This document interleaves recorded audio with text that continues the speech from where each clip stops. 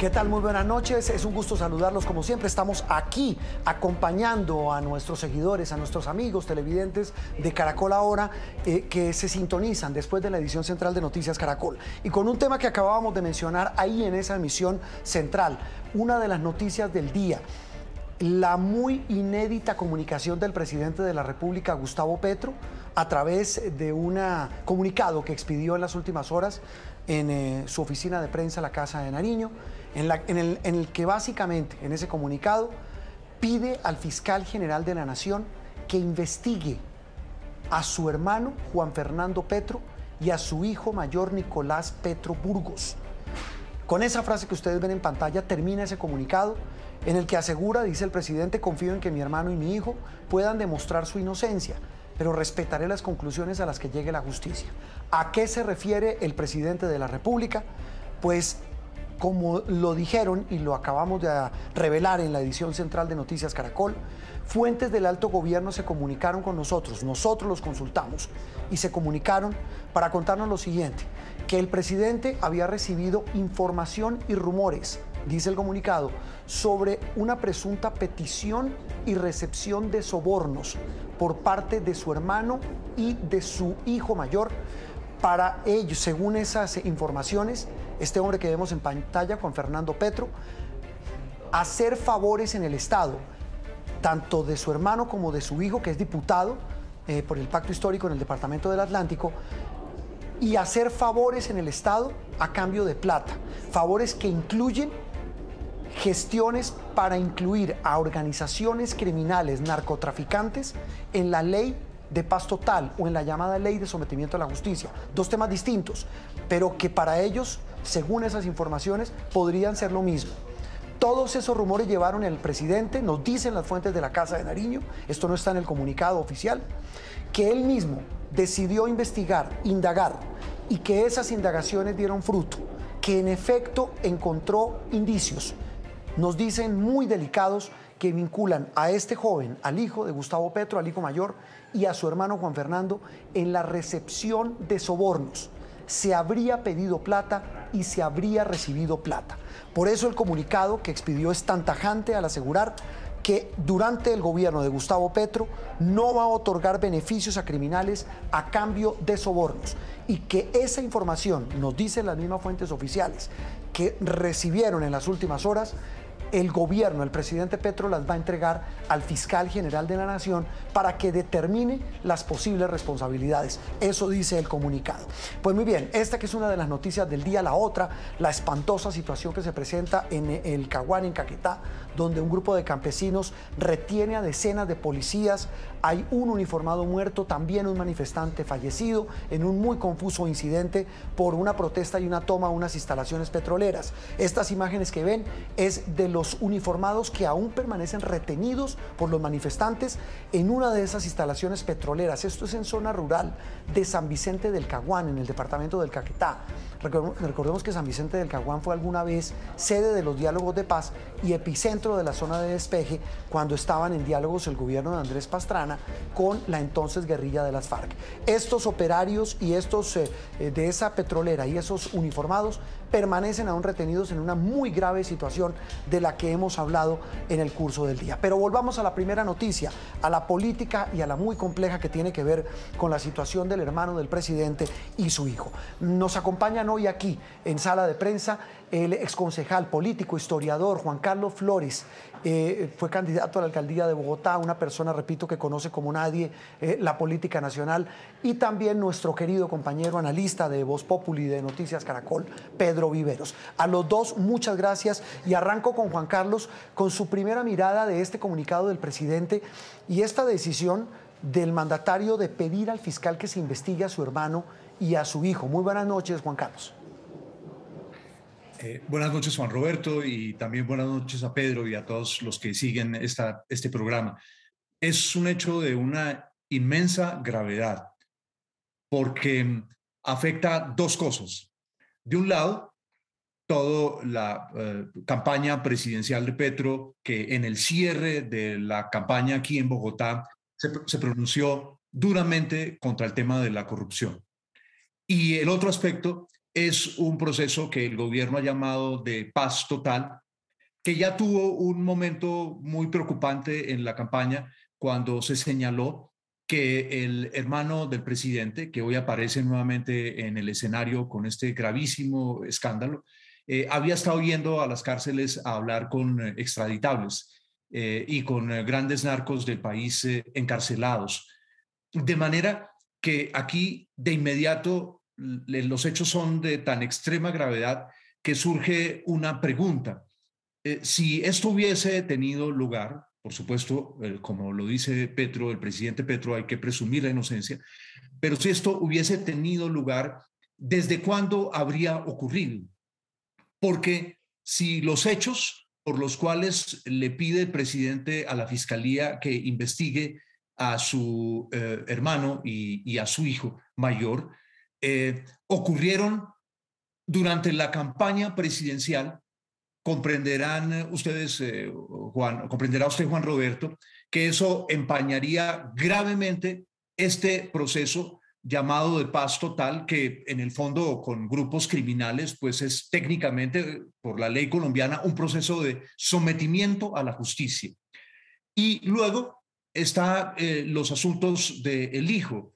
No queda claro si el hijo está exclusivamente involucrado también con estos hechos de eventual recepción de dineros de grupos ilegales o de sus representantes o con otros hechos. En definitiva, lo que esto es hoy es la mayor crisis que vive Gustavo Petro desde que llegó al poder, porque significa además que el poder de la corrupción en Colombia es de tal magnitud que los corruptos encuentran todo tipo de caminos para intentar seducir a la gente. Y luego surge un problema para la justicia, porque cualesquiera que sea el fallo va a suscitar múltiples polémicas.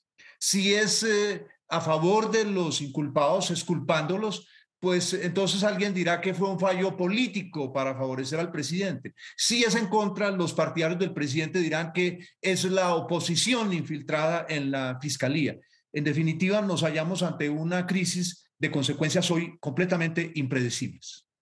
De consecuencias totalmente impredecibles, dice Juan Carlos Flores, Pedro, y aquí pues viene un tema que él toca, y es que si esto se hubiera sabido antes y en este momento tan crucial, cuando se habla de paz total, estamos hablando de que se quedan absolutamente viciados todos estos esfuerzos, y se lo pregunto porque ya cuando se habla de platas, cuando se habla de sobornos, cuando se habla de gestiones ilegales, pues estamos hablando de un tema que nace viciado, Pedro. Juan Roberto, buenas noches a usted, a Juan Carlos, buenas noches, y a todos los que nos ven en este momento. Yo quiero decirle lo siguiente, Juan Roberto, hace rato venía circulando la versión del hermano del presidente que estaba, digamos, en estas gestiones de paz previo a la campaña. Hubo un incidente muy grave que, entre otras cosas, fue parte del debate público.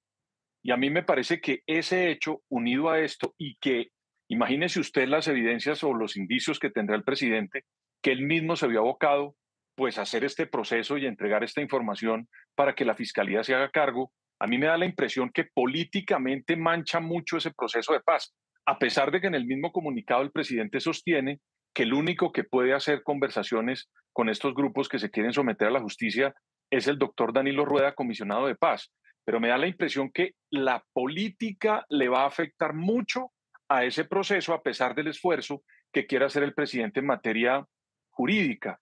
Y quiero agregar algo más a lo que dice Juan Carlos. Este problema del hijo del presidente está afectando la política en una medida tan amplia y tan grande de llegar a encontrarse culpable en estos hechos que son motivo de la investigación, porque él es el jefe de la oposición en el Atlántico, Juan Roberto. Él ocupa una dignidad política elegida por un grupo de personas. Y a mí me da la impresión que eso continúa afectando, de comprobarse, la actividad política en manos del jefe de la oposición. Y también el tema de la corrupción. Uno de los temas por los que el presidente Gustavo Petro ocupa hoy la Casa de Nariño fue su lucha frontal contra la corrupción. Y yo creo que esto no le ayuda en ese discurso. Hasta el momento el presidente, por supuesto no está involucrado en esos temas, pero el ruido político que le genera le va a lesionar mucho ese tema en materia política, Juan Roberto. Sí, y Pedro, y quisiera con Juan Carlos analizar esa frase que estamos colocando del comunicado. La quiero leer para tener Juan Carlos y Pedro, ante lo que dice Pedro, y Juan Carlos lo decía, esto es de extrema gravedad. La frase es que es tan contundente que quiero una opinión de ustedes. Confío en que mi hermano y mi hijo puedan demostrar su inocencia, pero respetaré las conclusiones a las que llegue la justicia, Juan Carlos. Estamos hablando en términos muy coloquiales, dice que se defiendan ellos, porque si hay algo, la responsabilidad es de ellos, Juan Carlos. Sí, sí, sin duda. Este incidente tiene un trasfondo que es donde están los aspectos más graves y más serios.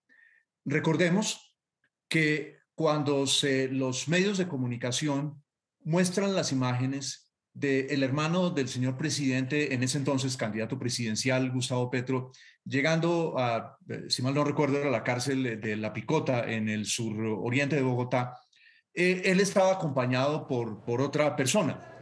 Y esa persona, espero no estar equivocado, es el actual comisionado de paz. Sí, sí, señor. De manera que comprenderán ustedes que el espectro de la duda se vuelve tan grande y tan amplio que de no resolverse muy prontamente esto, y probablemente no lo sea porque viene una serie de indagaciones, porque el fiscal recibe esta papa caliente, que es literalmente una papa explosiva, de enorme poder explosivo, va a tener que manejar esto con pinzas.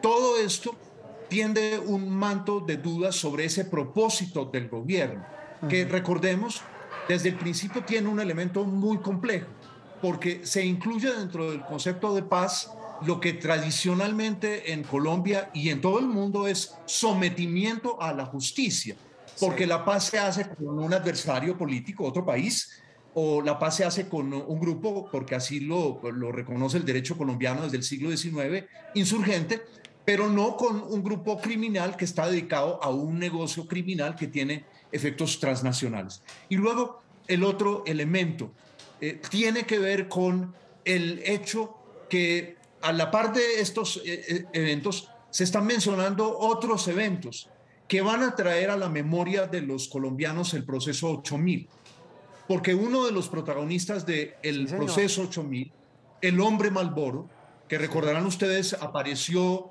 en las indagatorias de aquella época, apareció en las confesiones de Medina. Ese hombre volvería a aparecer aquí en el escenario y hablaría de un hecho que es muy importante para Colombia, y es que en la medida en que ha habido tibieza en la lucha contra la corrupción, en que hay una corrupción que se castiga y otra que se considera absolutamente como una suerte de rara legitimidad, y es la que continúa siendo la financiación oscura de las campañas, eso abre unas troneras inmensas. Claro. Y recordemos la frase que pasó a la historia de las frases tragicélebres colombianas: esto fue a mis espaldas. Entonces, la coyuntura es de extrema gravedad. ¿Qué déjà vu? Es que estoy de verdad, es que eso los que lo vivimos, tal cual. Claro, lo vivimos, Pedro, también lo hemos hablado muchísimas veces, un episodio doloroso, pero para claridad de los oyentes tratemos de ponerles en contexto. Juan Carlos menciona a Santander López Sierra porque hoy precisamente la revista Semana entrevistó, estoy viendo ese el nombre, ella se llama Dey Vázquez, es la que dice ser exesposa de Nicolás Petro Burgos. En la entrevista que concede a ese medio de comunicación asegura que ella tiene información de cómo Nicolás Petro recibió dineros para la campaña de Gustavo Petro, hoy presidente, de ese narco, de ese exnarco, Santander López Sierra, el hombre Malboro, que, como dice Juan Carlos, coincidencialmente termina metido también hace más de 25 años en el proceso 8000. Pedro, ¿esto se puede convertir en el 8000 del gobierno Petro? Pues Juan Roberto, yo hago unas diferencias en esto, y es que esta denuncia la está haciendo el propio presidente de la República de Colombia. No la está haciendo como en el proceso 8000. Digamos que hubo una serie de investigaciones, la sacó la Fiscalía, hubo unas pesquisas, unas investigaciones, un gran debate, pero esto lo está provocando el propio presidente de la República. Entonces yo creería, no por comparar, pero cuando el presidente de la República hace esta denuncia, creo yo que escala más digamos, este tipo de inconveniente político para el gobierno del presidente Gustavo Petro, porque es como si las pruebas llegaran a las graderías del Palacio. En el caso de Ernesto Samper, las pruebas llegaron a las graderías de la Fiscalía. Luego, estamos subiendo en el conflicto, en este tipo de debates y en este tipo de inconvenientes en materia de corrupción.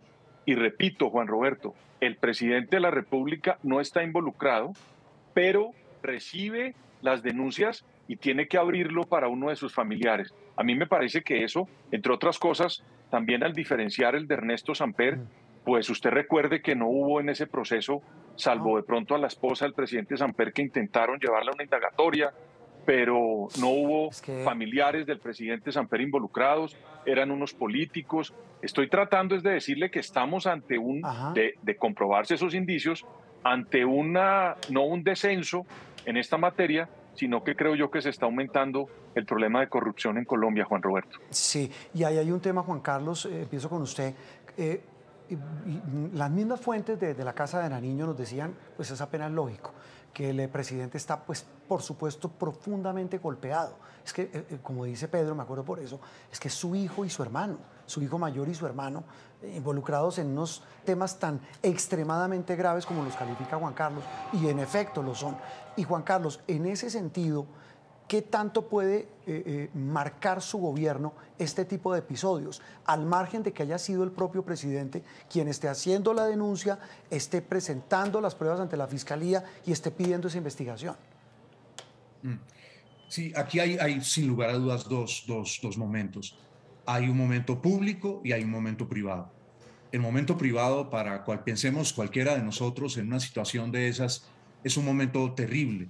Y uno solo puede sentir comprensión hacia una persona que viva una situación tan extremadamente grave y tan extremadamente dolorosa como los familiares involucrados de hechos de tal gravedad que obligan al presidente de la República a escribirle esta carta a las autoridades judiciales. Luego, a la par de esto, está otro hecho. Petro es un político extraordinariamente sagaz y él sabe que otras carreras políticas en América Latina han sido destruidas porque la corrupción entra en saco en un partido o en una casa presidencial. Pensemos lo que le ocurre ahora a la vicepresidenta Kirchner en la Argentina, pensemos lo que le ocurrió en su momento a Lula y al Partido de los Trabajadores. De manera que esto también puede servir de aliciente para un giro del gobierno hacia la lucha contra la corrupción. Recordarán ustedes, Juan Roberto y Pedro, que el presidente de la República, el hoy presidente de la República, en el discurso final de cierre de su campaña en la Plaza de Bolívar, anunció que iba a pedirle a las Naciones Unidas, a semejanza de Guatemala, que crease en Colombia una comisión del más alto nivel para luchar, para descifrar crímenes muy graves de corrupción. Sí. De manera que este sería el momento para que Petro volviese a ese compromiso contra la corrupción. Y por supuesto, la corrupción más grave que experimenta Colombia, que es aquella cuando se da ese tejemaneje con buena parte de la casta política para negociar votos y que sean aprobadas leyes u ordenanzas o acuerdos en las ciudades.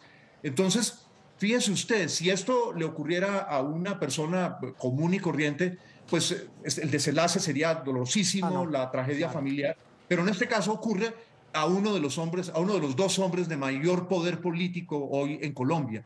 Y Petro ha golpeado primero. Y recordemos el dicho popular, quien golpea primero, golpea dos veces. Pero por supuesto, esto podría significar un dolor personal inmenso, que en un país como Colombia, si la gente ve que el dolor es genuino, puede también generar una solidaridad. Así somos nosotros. Sí, y mire que lo que menciona Juan Carlos, Pedro, es clave por lo siguiente. Hay una frase muy coloquial en el mundo político, esta es del mundo de, yo no sé si de la minería, pero la comentábamos aquí con Ricardo Calderón, el editor de la unidad investigativa. Tal vez lo que está haciendo el presidente Petro, a diferencia, usted lo decía, de lo que pasó hace veintitantos años en el gobierno de Samper, donde las denuncias se conocen es por la campaña del entonces candidato Pastrana, se filtran los narcocassettes, aparecen todos los que empezaron a contar todo lo de la narcofinanciación de la campaña Samper. En este caso, y hago alusión a esa frase de una explosión controlada, para recoger lo que dice Juan Carlos, y es que el propio presidente sabía lo que se venía y dice, prefiero salir yo primero a contar lo que está pasando, dejar constancia de que fui yo el que pedí al fiscal que investigue antes de que la prensa o los opositores políticos publiquen lo que ya está pasando. Yo creo, Juan Roberto, que esto es un problema político muy fuerte. Judicialmente, por supuesto, el presidente no hay ningún vínculo con el presidente. Por eso creo que se atreve a hacer este tipo de denuncia pública tan grave de su entorno familiar. Pero creo que políticamente sí va a ser un gran escándalo y un problema muy grave para el gobierno, porque imagínese usted que mañana aparezcan algún tipo de elementos probatorios de que esto ocurrió. Yo creería que para adelante, en un país tan polarizado, con un candidato tan polarizante que fue el presidente Petro y con un gobernante tan fuerte en materia política, pues esto no se va, digamos, a desvanecer, Juan Roberto y Juan Carlos, muy rápido. Esto va a tener una tela para rato que lo vamos a tener ahí, repito, en materia política. Y pues ya lo judicial es lo que determinen las autoridades. Pero políticamente sí creo que va a ser un inconveniente muy grande para el presidente de la República y su sector político durante varios tiempos. Voy a abusar de la amabilidad de ustedes dos. Excúsenme un segundo. Primero hay que contar que este tema es tendencia en todas las redes sociales, ya se imaginarán, pero también hay que conocer los ecos. ¿Qué se sabe? Antes de volver con ustedes, voy a la Casa de Nariño con nuestro periodista Luis Eduardo Maldonado. Luis Eduardo, buenas noches. El comunicado del que ya hemos dado cuenta desde hoy al mediodía, ¿qué ecos ha generado? ¿Qué se dice hasta ahora ahí, en esos pasillos donde usted está, en la Casa de Nariño, Luis Eduardo? Pues mire, hay mucha preocupación en todos los sectores presidenciales, en el gobierno, en el alto gobierno, porque hemos hablado con algunos personajes que por supuesto no quieren entrar en detalle ni dar su nombre para opinar sobre este caso, pero lo que ellos están diciendo es que el presidente está desligando, separando los lazos de sangre, de padre a hijo y separando el lazo de sangre de hermano a hermano para decirle al fiscal, ellos dos son dos ciudadanos común y corriente, no tienen ningún fuero, investíguelos, si son culpables, sanciónelos, pero si son inocentes, pues que salga también a la luz pública. Pero mire, escuchando lo que decían nuestros dos invitados, recuerden que este escándalo comenzó en plena campaña con lo que se conoció como el pacto de la picota, el gran escándalo donde se decía que Juan Fernando estaría recibiendo plata de narcotraficantes a cambio de que entraran en la paz total, a cambio de que no fueran extraditados. Por el momento, también dicen algunas voces, lo que tendría el presidente en sus manos son pruebas, documentos, videos y audios que ha recibido de algunos sectores y producto también de la investigación que mencionaba Juan Roberto, que estarían comprometiendo a su hermano Juan Fernando y a su hermano Nicolás. Nicolás, recuerden que hoy es diputado del Atlántico. Muy bien, Luis Eduardo. ¿Me recuerda? ¿Videos, fotos y documentos, Luis Eduardo? Documentos, videos y audios, es lo que me dicen, que habrían llegado. Recuerden que son denuncias de varios sectores que habrían hecho llegar al presidente, pero usted decía, el presidente también está investigando y por supuesto de esa investigación algo tiene que haber. Pues de esos documentos, videos y audios, Luis Eduardo, es lo que va a entregarle en las próximas horas el propio presidente al fiscal general de la Nación. Luis Eduardo, gracias por este reporte desde la Casa de Nariño.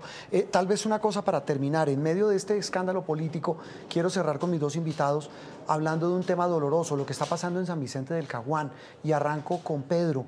Quiero su opinión de un asunto muy delicado, cuando una protesta campesina termina en un hecho tan lamentable como lo que está ocurriendo, es que no ha parado.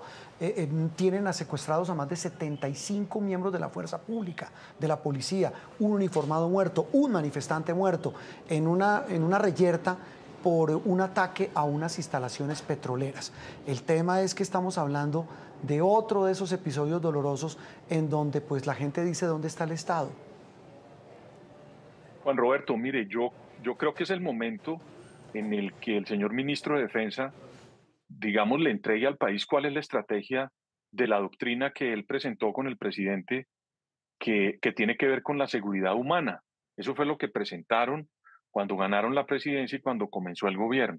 Porque a veces me da la impresión que hay, digamos, como muchas acciones en el camino de la paz total, de resolver el problema con el ELN, pero al mismo tiempo hay unos espacios de muchas personas que se aprovechan de esa imagen, digamos, de negociación para tratar de presionar al Estado en unas zonas donde, por la doctrina de la seguridad humana, que es el que se mira más a las víctimas que a las personas para trabajar en materia de seguridad, se está dejando de lado la actuación de la fuerza pública para pedirles y para presionar para que ellos se puedan mover en las zonas.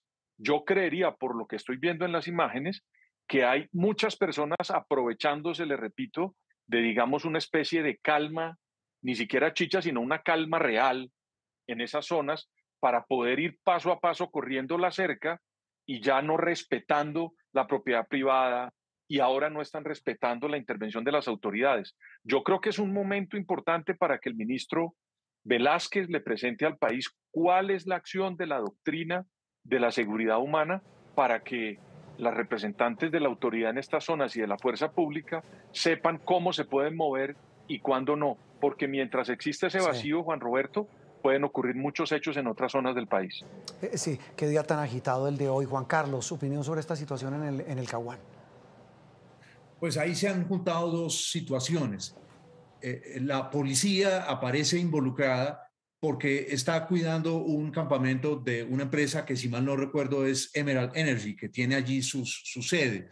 Y los quienes protestan tienen tanto reclamaciones frente a esta compañía como reclamaciones de promesas incumplidas del gobierno durante, entiendo, muchos años. Pero lo grave de esto es la facilidad con que en Colombia toda protesta legítima o una protesta en la cual puede haber dudas sobre su legitimidad se convierte de inmediato en una asonada. Eso es una cosa de un extremo peligro hoy para Colombia, porque de un lado deslegitima la protesta, que absolutamente justa, cuando son justas las protestas, y de otro lado pone a la fuerza pública en una situación extrema, es decir, una situación en la que prácticamente no se pueden resolver los asuntos sin que medie la violencia física de los manifestantes contra la fuerza pública o de la fuerza pública contra los manifestantes. De manera que yo creo que estamos en mora en Colombia de crear unas reglas de juego alrededor de las cuales tengamos un acuerdo decisivo en el país, porque de lo contrario se van a paralizar muchas zonas de Colombia, se van a llenar de violencia y al final no se resuelve ninguna cosa, y eso nos llevaría al peor de los mundos. Entonces, que la autoridad arbitraria y violenta debe ser rechazada, por supuesto que sí, pero si empezamos a socavar todo tipo de autoridad, pues finalmente le vamos a dar el derecho a cualquier minoría que produzca daños, que produzca muertes y que paralice zonas enteras del país. Qué día, repito, qué día de noticias. Pues Juan Carlos, Pedro, un lujo, un gusto de verdad haberlos tenido para analizar temas tan delicados, sobre todo con la mesura, con la distancia y con el contexto con el que se deben mirar todos los hechos que ocurren en nuestro país, que por lo general son siempre tan delicados. Pero es que los de hoy, repito, Ave María, qué par de sacudones. Juan Carlos Flores, muchísimas gracias. Pedro Viveros, muchas gracias por habernos acompañado los dos. Un saludo especial y saludos. Hasta luego, muy bien. Con este análisis, con este contexto para intentar ponerle una lupa a estos hechos del día, terminamos Sala de Prensa aquí en Caracol Ahora.